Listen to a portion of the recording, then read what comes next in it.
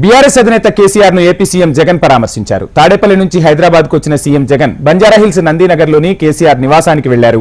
అక్కడ జగన్ కు BRS working president KTR, party కార్యకర్తలు స్వాగతం పలికారు. కేసీఆర్ ఇటీవలే తన ఫామ్ హౌస్ లో జారిపడటంతో తుంటి ఎముక విరిగింది. దీంతో సోమాజిగూడ యశోద ఆసుపత్రిలో కేసీఆర్ కు వైద్యులు హీప్ రీప్లేస్మెంట్ సర్జరీని విజయవంతంగా నిర్వహించారు. ఆ తర్వాత కొన్ని రోజులకు డిశ్చార్జ్ చేశారు. ప్రస్తుతం కేసీఆర్ గాయం నుంచి కోలుకుంటున్నారు. ఈ క్రమంలోనే సీఎం జగన్ కేసీఆర్ ను పరామర్శించారు. బీఆర్ఎస్ అధినేత ఆరోగ్య పరిస్థితి గురించి ఆరా తీశారు జగన్. కాసేపట్లో లోటస్ పాండ్ కు వెళ్లనున్నారు జగన్. కేసీఆర్ తో లంచ్ అనంతరం జగన్ లోటస్ పాండ్ నివాసానికి బయలుదేరనున్నట్టు సమాచారం.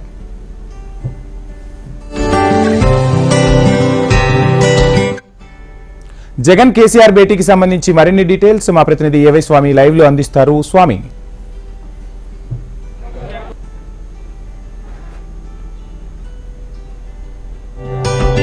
ఆంధ్రప్రదేశ్ సీఎం వైఎస్ జగన్మోహన్ రెడ్డి కేసీఆర్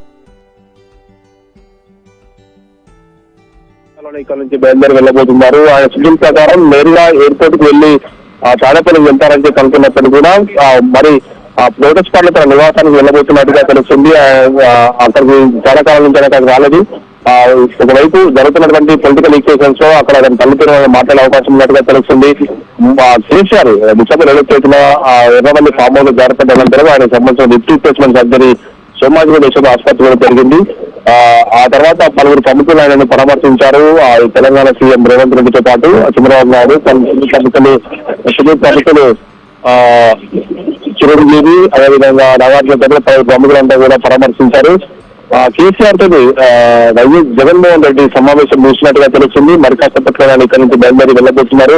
సేఫ్గా సెక్యూరిటీ కూడా ఇక్కడి నుంచి అలర్ట్ అయ్యి రెడీగా ఉన్నది.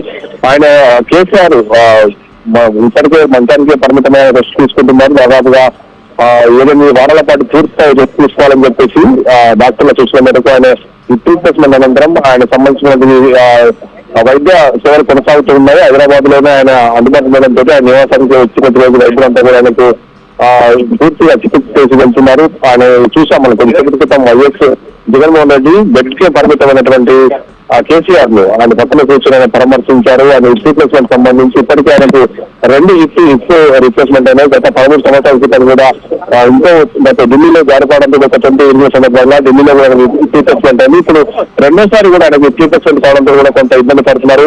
ఆయన త్వరగా కోలుకొని రావాలని చెప్పేసి బీఆర్ఎస్ పార్టీ కార్యకర్తలు నాయకులంతా కూడా కోరుకుంటూ ఉన్నారు. ఈ వైఎస్ జగన్మోహన్ రెడ్డి దాదాపుగా 11 గంటల 50 నిమిషాల సమయంలో కేసీఆర్ నివాసానికి చేరుకున్నారు. గంట సమయం నుంచి ఇద్దరి మధ్య కూడా సమాచారం కొనసాగుతుంది. కేసీఆర్ తో పాటు వాళ్ళ రూమ్ లో ఆయన తనయుడు party working president KTR, MP Santosh Kumar, అదేవిధంగా వైఎస్ జగన్మోహన్ రెడ్డి వెంట చెవిరెడ్డి భాస్కర్ రెడ్డి, నిధుల్ రెడ్డి అంతా సరళ వ్యక్తులు అందులో కూడా కూర్చున్నారు. మొత్తానికంటే ఈ వర్గీయుల మధ్య పలు పొలిటికల్ అంశాలు కూడా చర్చకు వచ్చే అవకాశం ఉన్నట్టుగా తెలుస్తుంది. ఆంధ్రప్రదేశ్ ఎలక్షన్స్ త్వరలో జరగబోతున్న నేపథ్యంలో కేసీఆర్ నుంచి పలు సలహాలు సూచనలు కూడా జగన్మోహన్ రెడ్డి తీసుకోబోతున్నట్టుగా తెలుస్తుంది. మొత్తానికైతే ఇరు నేతల మధ్య ఈ వైపు ఆయనను అనారోగ్య విషయాలకు సంబంధించి పరామర్శించడానికి వచ్చినప్పటికీ కూడా ప్రధానంగా పొలిటికల్ గానే అందరి ఆసక్తి కూడా ఏం మాటలు ఉంటారని చెప్పేసి అందరూ గమనిస్తూ ఉన్నారు. ఒకవైపు ఇదే రోజు వైఎస్ జగన్మోహన్ రెడ్డి సోదరి వైఎస్ షర్మిల వైఎస్ఆర్టీపీ పార్టీని కాంగ్రెస్ పార్టీలో విలీనం చేస్తామని కాంగ్రెస్ పార్టీ తీర్థం పుచ్చుకుంది. ఒకవైపు ఆంధ్రప్రదేశ్ కాంగ్రెస్ పార్టీ బాధ్యతలు చూడబోతున్నారని చెప్పేసి కూడా చర్చ కొనసాగుతున్న నేపథ్యంలో ఆంధ్రప్రదేశ్ పొలిటికల్ ఈక్వేషన్స్ వేగంగా మారిపోతున్నాయి. ఒకవైపు టీడీపీ, జనసేన వైఎస్ జగన్మోహన్ రెడ్డిని అధికారం నుంచి గదిలించడమే లక్ష్యంగా పనిచేస్తూ ముందుకు పోతున్నారు. ఇలాంటి నేపథ్యంలో వచ్చే అసెంబ్లీ ఎలక్షన్స్, లోక్సభ ఎలక్షన్స్ ఏ విధంగా ఫేస్ చేయాలి, పొలిటికల్ ఈక్వేషన్స్ ఏ విధంగా ఉండబోతున్న సంబంధించి ఇద్దరు కూడా మాట్లాడుకునే అవకాశం ఉన్నది. ప్రధానంగా ఒకవైపు నందీనగర్ కేసీఆర్ నివాసానికి పెద్ద ఎత్తున ఇటు వైఎస్ఆర్ కార్యకర్తలు వైఎస్ఆర్ కాంగ్రెస్ పార్టీ కార్యకర్తలు కావచ్చు, జగన్మోహన్ రెడ్డి అభిమానులు ఇటు కేసీఆర్ ని చూడడానికి చాలా మంది కార్యకర్తల నాయకత్వం ఇక్కడ తరలి వచ్చారు. ఏరియా అంతా కూడా పెద్ద ఎత్తున కూడా ప్రధాన సందర్భంగా మారింది. పోలీసు సెక్యూరిటీ కూడా ఇటు ఆంధ్రప్రదేశ్, తెలంగాణ పోలీసు సిబ్బంది అంతా కూడా ఇక్కడ భద్రత పర్యవేక్షిస్తారు. వైఎస్ జగన్మోహన్ రెడ్డి వెళ్ళేంటారు కూడా ఏరియా అంతా కూడా తమ కంట్రోల్లోకి తీసుకున్నారు. ఒకవైపు జగన్మోహన్ రెడ్డి సంబంధించిన సెక్యూరిటీ సిబ్బంది రావుడు మొదలుపెట్టారు. మరి కాసేపట్లో బయలుదేరి లోటస్ పాండ్ వెళ్తారని చర్చ కొనసాగుతుంది.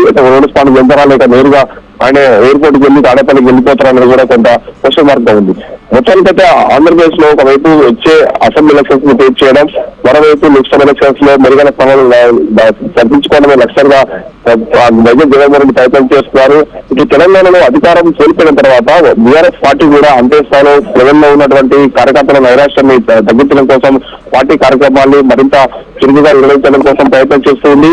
రోజు లోక్సభ నియోజకవర్గాల వారిగా సమీక్షలు చేస్తూ ఆయా నియోజకవర్గాల కీలక నాయకత్వాన్ని హైదరాబాద్ పిలిపించి వారితో మాట్లాడుతూ ఉన్నారు. దీనికి తోడు రానున్న రోజుల్లో కాంగ్రెస్ నుంచి బీజేపీ నుంచి ఎదురయ్యే పొలిటికల్ సవాళ్లను కూడా ఎదుర్కోవడం కోసం అంతే స్థాయిలో సిద్ధమయ్యి బీఆర్ఎస్ పార్టీ కార్యక్రమం కూడా సమావేశం చేస్తూ ఉన్నారు. ఈ పార్టీ వర్కింగ్ ప్రెసిడెంట్ కేసీఆర్ ఆదేశాల మేరకు ఆయన ఇచ్చినటువంటి ప్రతి సలహాల సూచనలు తప్పకుండా పాటిస్తూ ముందుకు తీసుకెళ్తున్నారు. పార్టీ నేతలు ఇటు సీనియర్ నేతలుగా ఉన్నటువంటి హరీష్ రావు కావచ్చు, మిగతా నేతలంతా కూడా మధుసూదనాచారి, నిరంజన్ రెడ్డి, జగదీష్ రెడ్డి, చాలా మంది నేతలంతా కూడా ప్రతినిత్యం తెలంగాణ భవన్ వేదికగా వాళ్ళతో కూడా మాట్లాడుతూ ఉన్నారు. పెద్ద ఎత్తున కూడా దీనికి సంబంధించినటువంటి పొలిటికల్ గా చర్చలు కొనసాగుతున్నాయి. ఆంధ్రప్రదేశ్ లో మరోసారి అధికారాన్ని దక్కించుకోవడమే లక్ష్యంగా వాళ్ళంతా కూడా పనిచేస్తూ ఉన్నారు. మనం చూస్తున్నాం. లోపల నుంచి మాజీ మంత్రి తలసాని శ్రీనివాసరావు బయటకు వచ్చారు. మరోవైపు మాజీ హోంమంత్రి మహమూద్ అలీతో పాటు హుజూరాబాద్ ఎమ్మెల్యే ముఠాగోపాలంతా కూడా బయటకు వస్తూ ఉన్నారు. లోపల వారి భేటీ ముగిసినట్టుగా మనకు తెలుస్తుంది. మరి కాసేపట్లలో ఇక్కడ నుండి YS Jaganmohan Reddy, Andhra Pradesh CM YS Jaganmohan Reddy నుంచి బయలుదేరి వెళ్ళబోతున్నారు. దానికి సంబంధించినటువంటి సెక్యూరిటీ హడావుడితో మనకు స్పష్టంగా కనబడుతుంది. చాలా కాలం తర్వాత ఇప్పటికే 2019 అసెంబ్లీ ఎలక్షన్స్ తర్వాత ఇప్పటికే 2-3 సార్లు మాత్రమే కేసీఆర్ వైఎస్ జగన్మోహన్ రెడ్డి భేటీ అయ్యారు. 2019 అసెంబ్లీ ఎలక్షన్ గెలిచిన అనంతరం కుటుంబ సమేతంగా ప్రగతి భవన్కి వచ్చి కేసీఆర్ కలిసిన అనంతరం ఆ తర్వాత మరోసారి కాళేశ్వరం ప్రాజెక్టు పరామర్శ సందర్భంగా జగన్మోహన్ రెడ్డి కేసీఆర్ కలిసి ఆ ప్రాజెక్టు లో ప్రారంభ విమర్శనం చేశారు. ఆ తర్వాత కొన్ని కేసీఆర్ జాతీయ పార్టీ సందర్భంగా బీఆర్ఎస్ పార్టీని బీఆర్ఎస్ గా మంచి సందర్భంగా కూడా అంతకుముందు కూడా ఒకసారి జగన్మోహన్ రెడ్డి ప్రగతి భవన్కి వచ్చి కేసీఆర్ ని కలిసి వెళ్ళారు. మొత్తానికి ఈ రెండు పార్టీలు కూడా ఏ కూటమి కాంగ్రెస్ వైపు కాకుండా బీజేపీ వైపు కాకుండా మధ్య మార్గంగా రాజకీయాన్ని నడుస్తూ వస్తున్నాయి. ఒకవైపు ఈసారి ఢిల్లీలో ఉన్నటువంటి బీజేపీ సర్కార్, మోడీ సర్కార్ ను గర్జించే లక్ష్యంగా కాంగ్రెస్ పార్టీ ఇండియా కూటమి పెట్టి ముందుకు వెళ్తూ ఉన్నారు. దాని ద్వారా కూడా అడవులు చేస్తూ ఉన్నారు. వీళ్ళు ఏ కూటమిలో చేరకుండా ముందుకు సాగుతూ ఉన్నారు.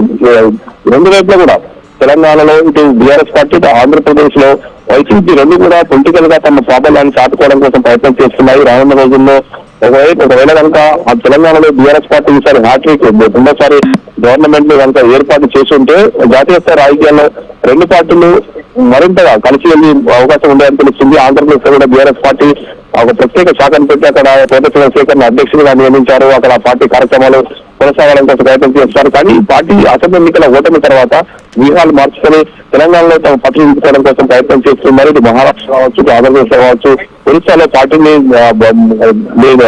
బలంగా నిలబెట్టాలని ప్రయత్నం చేసినప్పుడు కూడా అవన్నీ ఫలించలేదు. కేవలం తెలంగాణలో ఉన్న పరిస్థితుల్లో పార్టీని మరింత బలోపేతం చేసుకుని మెరుగైన లోక్సభ స్థానాలు సాధించడమే లక్ష్యంగా బీఆర్ఎస్ చెందినటువంటి ప్రధాన టాస్క్ కనబడుతుంది. ఆంధ్రప్రదేశ్ లో వైఎస్ జగన్మోహన్ రెడ్డి కూడా తమ అధికారాన్ని మరోసారి దక్కించుకొని ప్రభుత్వాన్ని ఏర్పాటు చేసే దిశగా ఆయన పాల్గొస్తున్నారు. తెలంగాణలో బీఆర్ఎస్ పార్టీ ఓడినటువంటి కారణాలు కావచ్చు, ఇక్కడ ప్రజలకు అనేక రకాల వెల్ఫేర్ స్కీమ్స్ అమలు చేసినప్పుడు కూడా ప్రజలు కాంగ్రెస్ వైపు ఎందుకు మొగ్గు చూపారు, ఎక్కడ లోటుపాట్లు జరిగాయనే విషయాన్ని కూడా వాళ్ళు చర్చించినట్టుగా తెలుస్తుంది. అందుకోసమే ఈసారి కూడా ఆంధ్రప్రదేశ్ లో తెలంగాణలో మాదిరిగా కేసీఆర్ దాదాపుగా 11 స్థానాల్లో అభ్యర్థులు మారుస్తూ 9 స్థానాల్లో విజయం సాధించారు. ఇటు మరిన్ని మనం 20